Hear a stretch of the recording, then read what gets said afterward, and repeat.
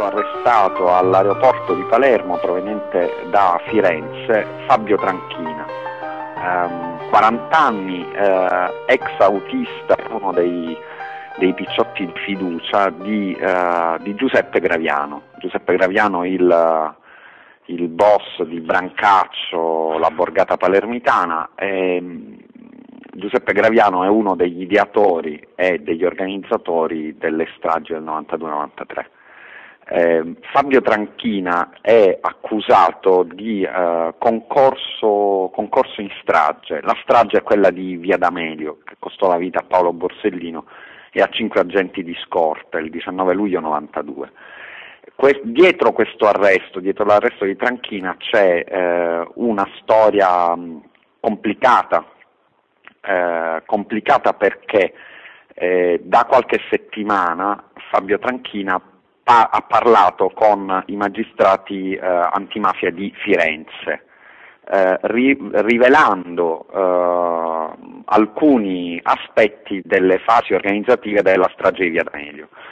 In particolare Tranchina avrebbe ammesso di aver accompagnato il boss Giuseppe Graviano in uno dei sopralluoghi a Via D'Amelio pochi giorni prima della strage, e ha ammesso di aver comprato un paio di telecomandi. Uno di questi sarebbe stato usato per la strage del luglio 92.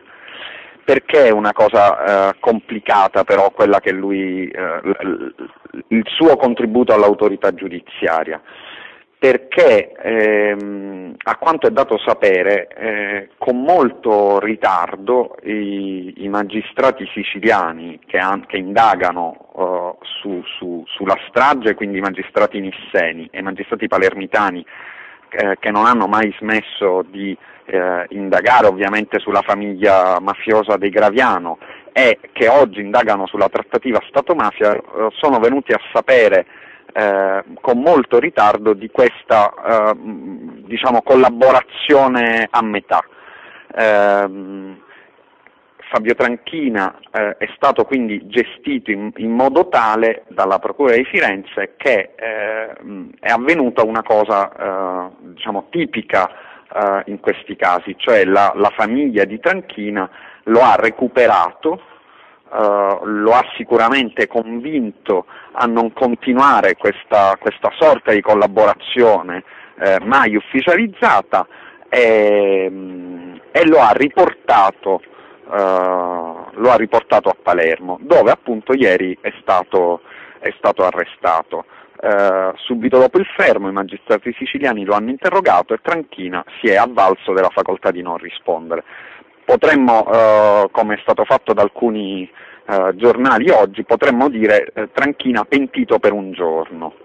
È sicuramente un'occasione che speriamo non sia persa, in questo momento però è un'occasione mancata, perché Tranchina, avendo curato la latitanza dei Graviano, potrebbe spiegare non soltanto gli aspetti tecnici della strage di Via D'Amelio, ma soprattutto gli spostamenti e i contatti che i fratelli Graviano avevano tra il 92 e il 94 alla ricerca di quegli appoggi politici che molti altri collaboratori di giustizia vicinissimi a Graviano, come Gaspare Spatuzza, hanno raccontato quei contatti politici che, secondo questi collaboratori di giustizia, avrebbero in un certo senso chiuso la stagione delle stragi.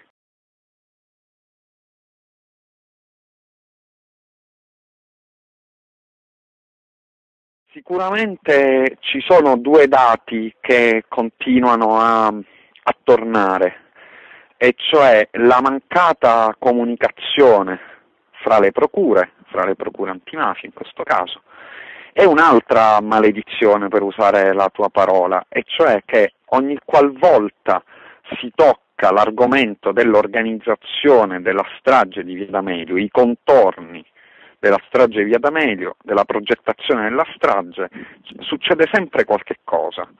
Io vorrei ricordare che ci sono collaboratori di giustizia assolutamente attendibili, riscontrati, che quando arrivano a raccontare chi c'era a Via D'Amelio, come è avvenuta la strage, dove si sono posizionati i killer col telecomando, immediatamente tacciono.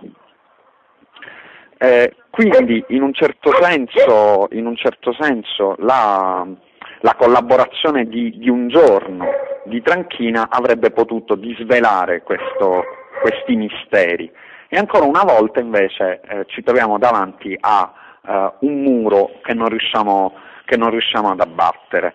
C'è una frase, ad esempio, a proposito di pentiti e di mogli e di familiari che li convincono a non affrontare il nodo di Via D'Amelio.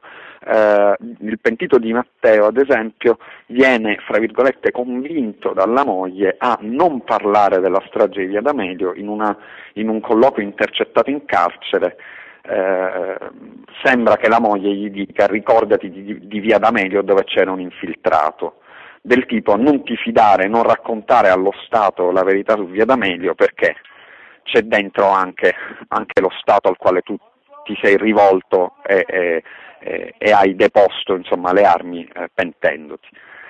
Questo è un dato ineliminabile, insomma.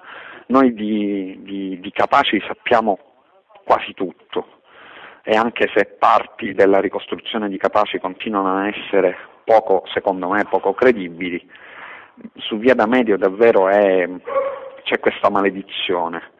A distanza di 18 anni sappiamo davvero molto poco, come se il segreto di chi stava a Via D'Amelio dovesse essere un segreto conservato a tutti i costi. Io aggiungerei non solo nelle viscere di Cosa Nostra, ma anche all'interno dello Stato. A fare il nome di Tranchina, che fino a ieri non era mai stato coinvolto nelle indagini sulla morte del magistrato siciliano di Paolo Borsellino, è stato Gaspare Spatuzza. Per il pentito, a cui il Viminale ha negato la protezione, come è noto, Tranchina era uno degli uomini più vicini ai fratelli Graviano. Nel verbale del 16 marzo 2009 Spatuzza ricorda perfettamente Tranchina e racconta che venne accompagnato proprio da Tranchina in una delle riunioni preparatorie per la strage di Via D'Amelio. All'epoca Tranchina era poco più che ventenne. Il suo nome però ha incrociato a metà degli anni 90 il processo per mafia a Marcello Dell'Utri, perché a parlare di Tranchina e di Marcello Dell'Utri fu un altro importante collaboratore di giustizia e uomo vicinissimo ai Graviano, Tullio Cannella. Il pentito ha riferito di un ordine preciso arrivato dal cuore della famiglia Graviano, cioè non parlare di Dell'Utri. Tullio Cannella ricorda di avere avuto un incontro con un costruttore mafioso, Cesare Lupo, cognato proprio di Tranchina, e Cannella da quel colloquio capì che il fondatore di Forza Italia, Dell'Utri, era in stretti rapporti con i boss. A mettere in allarme gli uomini dei Graviano, in questo caso appunto il costruttore mafioso Cesare Lupo, cognato di Tranchina, era stato un interrogatorio subito da Fabio Tranchina, al quale i carabinieri avevano chiesto dettagli proprio su Marcello Dell'Utri. Era il 1996, Tranchina venne condannato per mafia, accusa per la quale rimase in carcere fino al 1999, e su Dell'Utri ovviamente non disse nemmeno una parola. Ecco perché in un certo senso l'occasione mancata di questa collaborazione che si è chiusa inaspettatamente potrebbe, se ripresa questa collaborazione, permettere di squarciare il velo su alcuni passaggi importantissimi della latitanza dei fratelli Graviano e quindi sull'inchiesta riguardante la trattativa fra Stato e mafia fra il 92 e il 94.